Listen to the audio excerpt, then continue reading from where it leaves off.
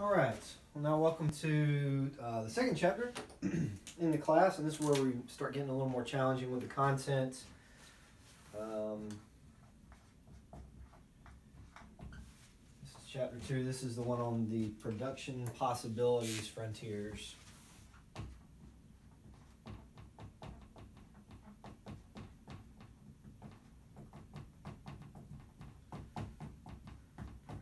Possibilities Frontier Framework. And the reason I always like to put this chapter up here with the title is if you have different editions of the books, sometimes the chapters can be moved around.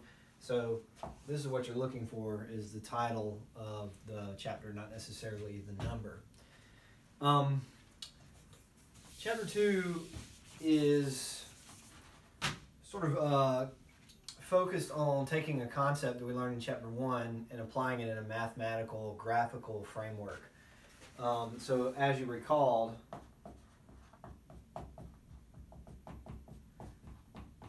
in chapter 1 we defined the term opportunity cost, and I think we defined it as what you give up to do something else. Another way to define it is it's your next best option if you're choosing among different options. The way we're going to look at it now is from a production standpoint. So, for example, if we're thinking about McDonald's, and let's say McDonald's is going to produce a Big Mac, we can think about what they could have produced instead with the resources that went into producing that Big Mac, right? So if you produce a Big Mac, you're giving up some of the bread, the meat, the cheese, everything else, some labor, some electricity. You're giving those things up. So what could you have done instead of producing that Big Mac? So it's essentially what could have been produced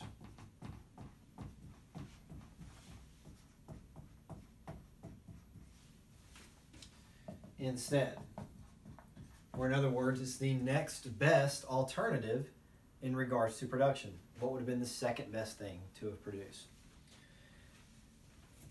So we're going to take that basic idea, and it'll take us a little while to get back to opportunity cost again. We first got to learn how to use the graphs and things. But here's basically the thought process. Let's say that you have 10 minutes. 10 minutes of free time, you're trying to decide what to do with that 10 minutes, and let's say you've narrowed it down to 2 choices.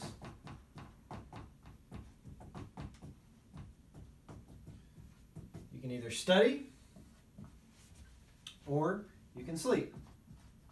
It's a little 10-minute power nap, I guess. These are the 2 options that you have, okay? What we're going to do is we're going to graph those options.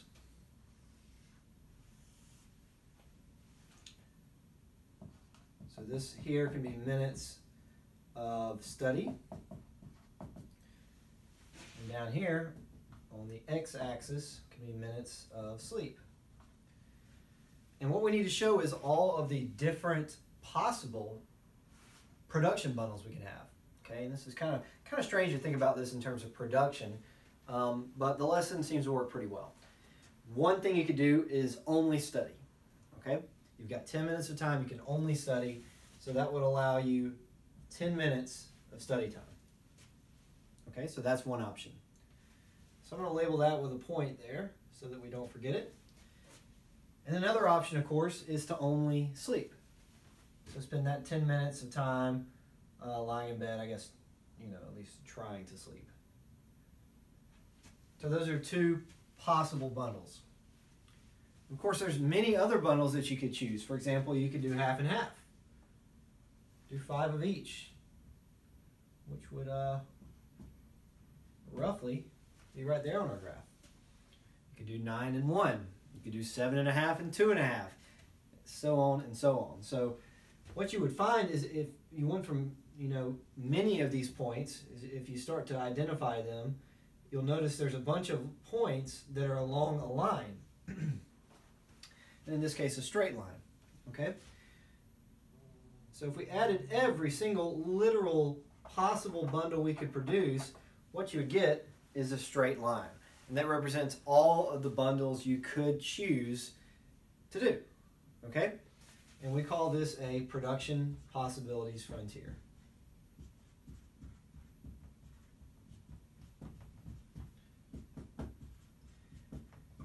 And all the production possibilities frontier is is a graph showing all of the possible bundles they could choose to produce at a maximum. Okay?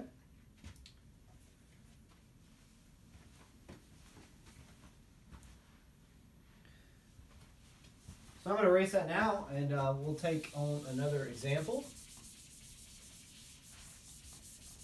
So what we're going to do is we're going to start out easy, and we're going to progress and get more and more challenging. And the real payoff of this lecture is at the end. I think my plan with this video is for the second half of this chapter is actually work on a piece of paper, because the math is going to get a little tough. I'm not sure if I've got enough board space here to do what I'm really needing to do. So this is going to be broken into two sections. So let's say we're thinking about a company, how about Yamaha? Yamaha's a weird company. They produce like a strange assortment of goods. So let's say Yamaha is focusing on two goods. They produce guitars and jet skis, which is two things they do produce. And let's say this is what their production possibilities frontier looks like.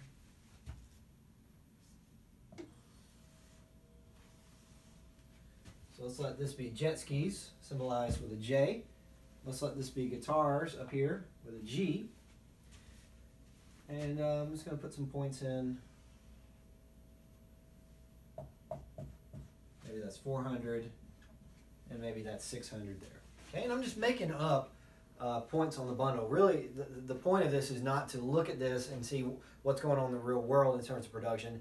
It's more to start with the abstract, and then we can learn a lot from these simple graphs. We really can find something amazing out of it. To me, this is what we're going to learn in this chapter. Is probably the most important lesson in all of economics, and it can be demonstrated with these very simple graphs, just making up numbers. So let's assume this is linear. Let's assume this is a straight line. If you've had principles of microeconomics, you may have already done this. There's some overlap between those two classes. You may have seen some of these that bow out, that they kind of curve out like this. They're concave. We're just going to imagine they're all straight lines, okay? So this means that Yamaha is producing guitars and jet skis. This is their PPF. This shows them some options. Now, could they produce 400 guitars and 600 jet skis? Could they produce 400 guitars and 600 jet skis? The answer is no. If they're going to produce 400 guitars, that means they're putting all of their resources towards producing that guitar, right? All of the capital, labor, natural resources, and entrepreneurship are all going towards producing guitars. If they're maximizing their production in guitars, that leaves no resources left over to produce jet skis. So there's no jet skis being produced. Likewise, if they put all of their resources over here to producing jet skis, that would mean that there is no resources left over to produce guitars.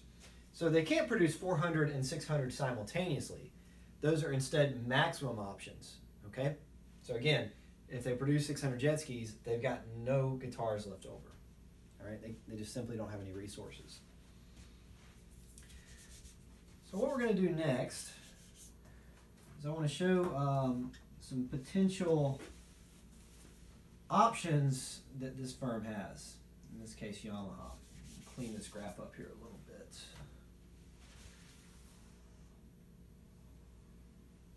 Okay, so I'm going to put some points on this graph. Let's start by putting a point here. Let's call that A. Point here. Let's call that A. And maybe just a couple more.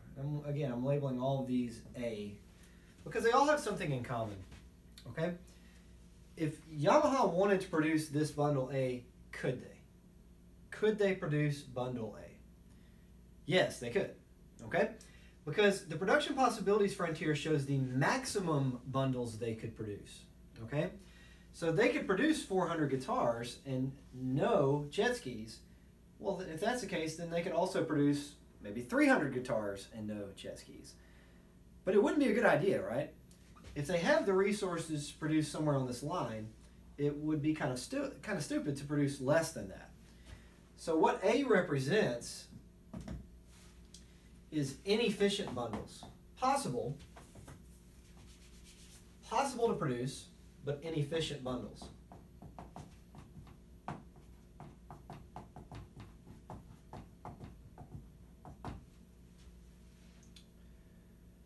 So anything on the interior of the production possibilities frontier could be produced.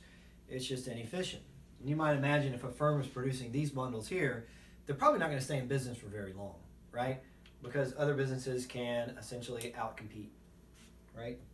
Produce at a lower price, produce higher quality, something like that.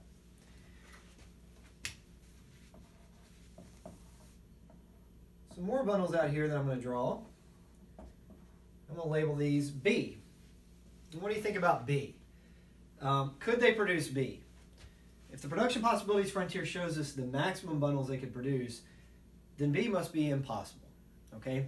So all of these B points on the graph are impossible.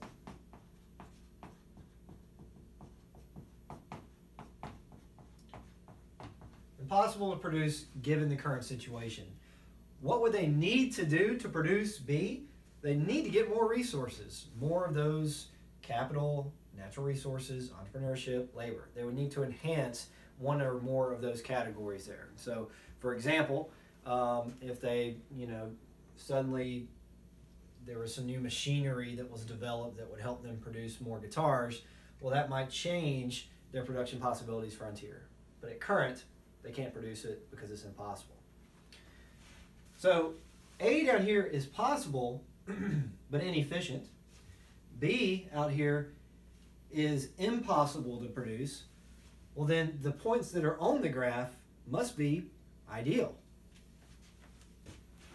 So I'm going to label these points C. Anywhere on the production possibilities frontier, including these maximum points, are efficient.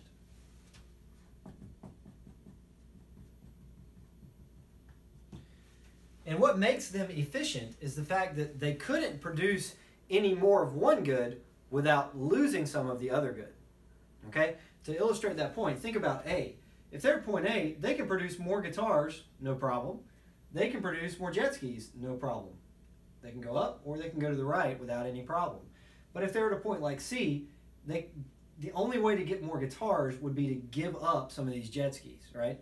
The only way to produce more guitars would be to move from this point to this point, and in that case, they're losing some of those jet skis. So the points on the production possibilities frontier are efficient. So what do we learn from that? Well, we learned that most firms, since they are profit maximizing and utility maximizing, like we talked about in Chapter 1, most firms are going to produce on the production possibilities frontier, which narrows it down. Makes it a little easier to see what points they would choose. Okay.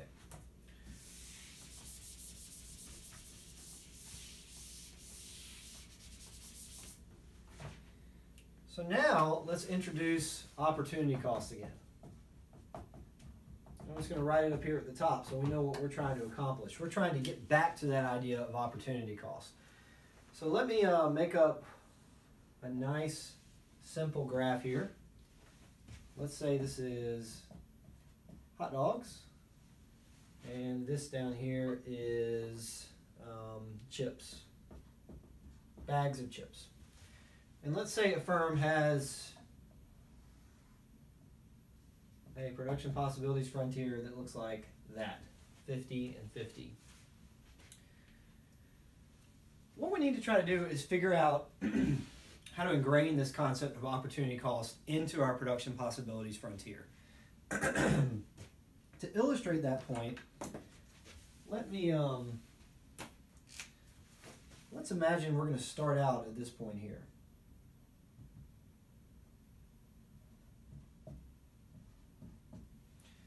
Where they're producing 25 of each, right? Half and half, producing 25 hot dogs and 25 chips. The question I want to ask you is, if they want to produce one additional hot dog,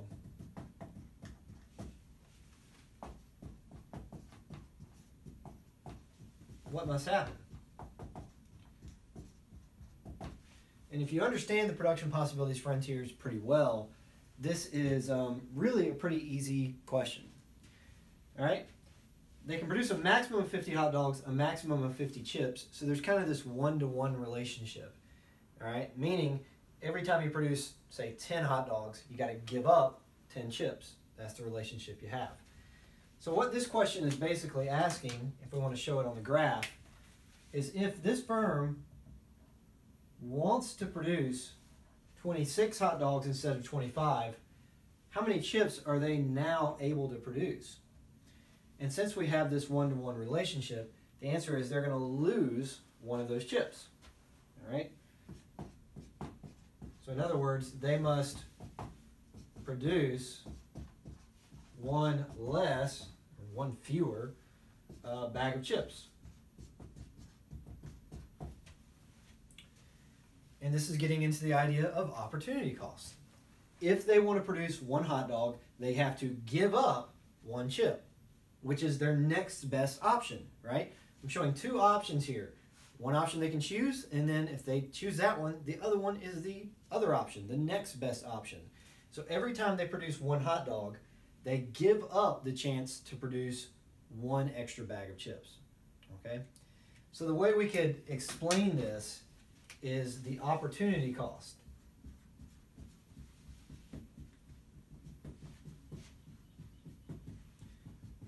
Of producing one hot dog is one bag of chips. If you're struggling with the logic there, make sure, and this is always true, make sure you're reading the book. There's lots of resources online as well. Opportunity cost is simple once you get it. Once you understand it, it's a simple idea, but if you've never seen it before, it can be a little strange way of thinking. All right, so the opportunity cost for producing one hot dog is one bag of chips. In other words, every time they produce a hot dog, they got to give up one bag of chips. This is no different than saying, let's say right now I'm thinking I'm either going to work in my office or I'm going to go for a walk. Well, if I do one, I got to give up the other, right? So if I work for 10 minutes in my office, that means I can't walk for 10 minutes. One-to-one relationship. Same kind of idea here. When the numbers are simple like this, the math works out pretty easily. So let's see another one that's fairly easy.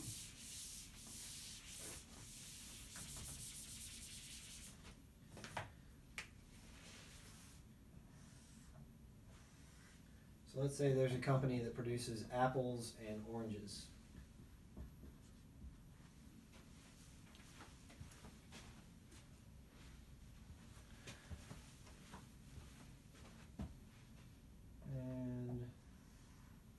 And really just making up numbers again. Let's say 100 apples and 300 oranges are those maximums. And again, we're going to assume every time that this is linear, a straight line between the maximums. And now I want to think about the opportunity cost. And here's what I really need. This is what I need in the future when we do these types of questions. This is the information that's going to be useful to me. I need to figure out the opportunity cost of producing one apple, and I also need to figure out the opportunity cost of producing one orange.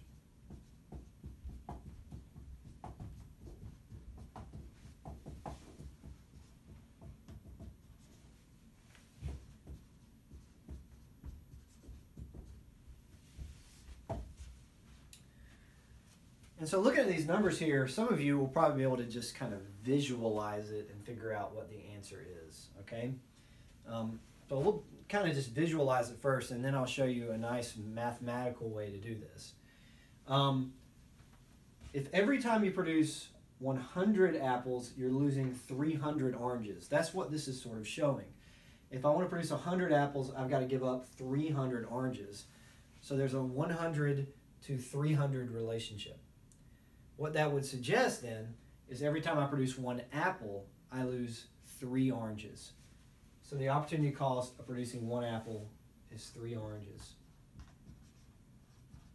What that means is, if this firm wants to produce an apple, they have to lose 3 oranges. So for example, if a business gets an order of 15 apples, that means they got to give up 45 oranges because of that 100 to 300 or 1 to 3 relationship. Flipping that around now, the opportunity cost of producing one orange is going to be the inverse of this, okay? If every time you produce an apple, you give up 3 oranges, then every time you produce an orange, you're only giving up 1/3 of an apple. And that might be strange to think about giving up 1/3 of an apple, but basically what this means is every time you produce 3 oranges, you're going to end up giving up 1 apple. So that's that same 1-to-3 relationship that we just showed. Okay? Now, if it's hard for you to visualize that, you're not alone. A lot of people have trouble just figuring that out, especially if you haven't practiced it. So what I like to do is I figured out a way to do this mathematically. A nice kind of shortcut to solving these questions, because they can get a lot harder than this, okay? So what I like to do for a question like this, okay, so I'm trying to answer this question here. What's the cost of producing 1 apple? Figured out a nice way to do this is to take this graph over here and create an equation. Create an equation using the max values.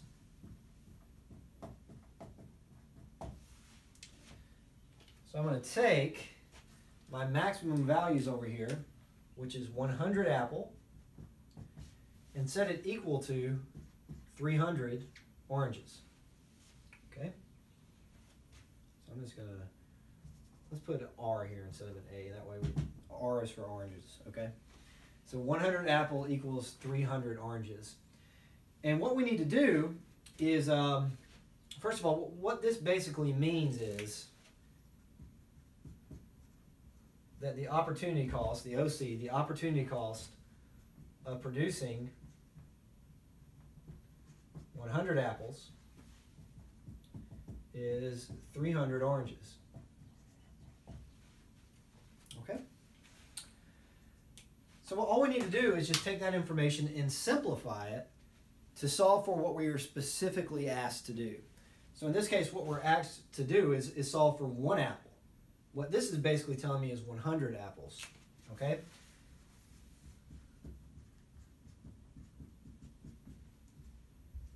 So we need to simplify to answer the question at hand. Okay? And this is how I do it still. You know, I've been teaching this class for like 10 years now or something. And this is still how I do it. I set the maximum values equal, and then I solve for it. It just seems to make things a lot easier. So the way I'm going to solve for this is I'm going to go back to my equation. It looks like this. And I'm going to divide by 100. And the reason I'm dividing by 100 is that will allow me to solve for just 1 unit here. Okay? Since the question is basically asking me to solve for the opportunity cost of 1 apple, well then I need to simplify to solve for 1 apple. Okay? So what that allows me to do is break this down to that simple equation there. Okay? And what that now can be, if we take that mathematical equation we see there and convert it into an expression or words, what this means is the opportunity cost of 1 apple is 3 oranges. Okay? Which is exactly what we got up here when we were just kind of visualizing the answer. So this is going to work every single time you do this. You just need to be careful. You need to be careful about where you put stuff. And I think for you to become careful, what you need to be doing is practicing these a lot. So yeah, I'll send you guys practice problems that are, you know, similar to what you're going to see on the exam that you can work through. That'll make this a lot easier for you. The last step I want to put on here, just to be clear, is to answer the question. And I include that just because I get sometimes on the exam people turning in that answer there. That's not an answer, okay? If the question is, what is the opportunity cost of producing 1 apple? And you say the opportunity cost of producing 1 apple is 1A equals 3R. That does not answer the question, okay? When I see people put that, often what I think is happening is they don't really understand what they're doing. They understand how to do the math, but they don't know what this means, okay? So the whole point is to know what this means. Mathematically, if your whole goal was just to solve for this and this is what I'm asking you to do in class, what a useless thing to learn, right? We can't do anything with that information. The point is to get to here, because we're going to be able to do some pretty interesting stuff with that, okay? So let's do one more. Let's do one that's a lot more challenging. Because as we know, the world doesn't work in really simple, round, whole numbers. Instead, a lot of times it ends up looking more like this. So let's say there's a firm, a business that produces gold or silver.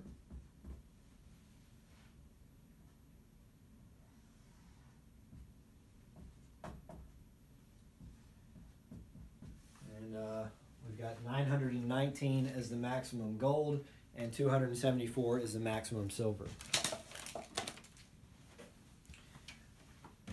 And so what you'll see on the exam, and these are some of the more easy questions because, again, we're taking this somewhere. We're not done with this yet. Is I'll give you one like this, and then I'll say solve for the opportunity cost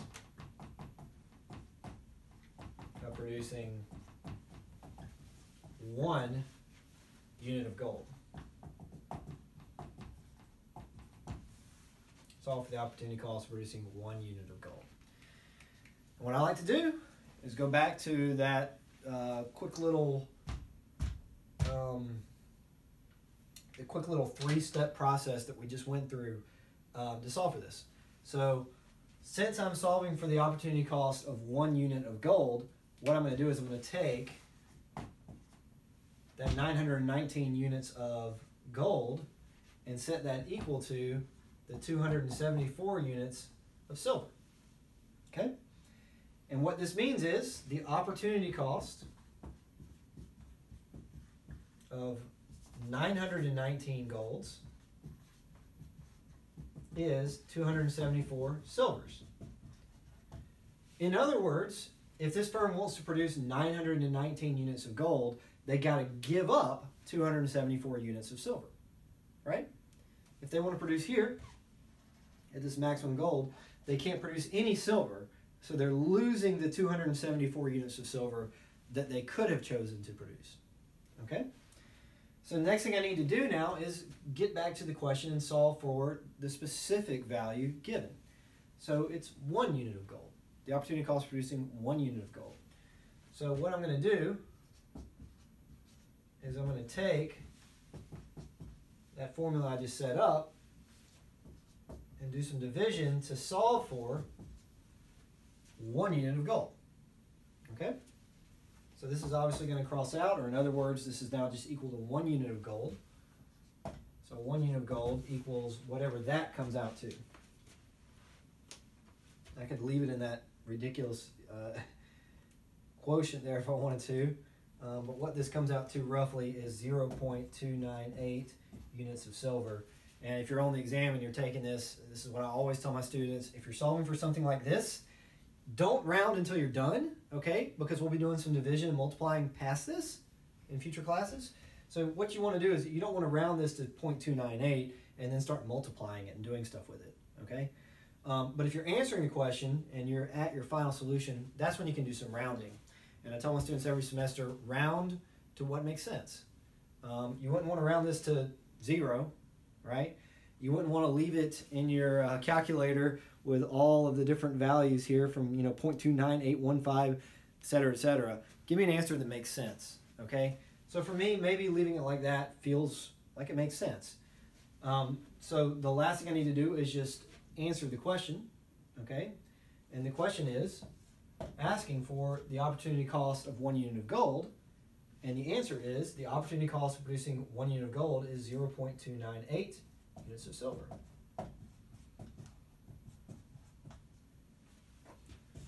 That answers the question. Solve for the opportunity cost of producing 1 unit of gold. The opportunity cost of 1 unit of gold is 0.298 units of silver. So every time they produce a unit of gold, they give up about 0.3 units of silver. Okay? So that's what we got here. All right. What if the question instead said solve for the opportunity cost of producing 1 unit of silver? All right, I'm not going to go through it again, but I'll go ahead and tell you that the answer you should get for this question is about 3.35 units of gold. Let's see if you can get that, okay? It should come out as a reciprocal for the other answer, okay? That's how these should always work out. That's just mathematically how it works. Okay, So that's the first part of chapter 2. The second part, we're going to do 2 countries or 2 firms at the same time and introduce some trade. And that's where the real lesson comes in. That's where the interesting stuff is.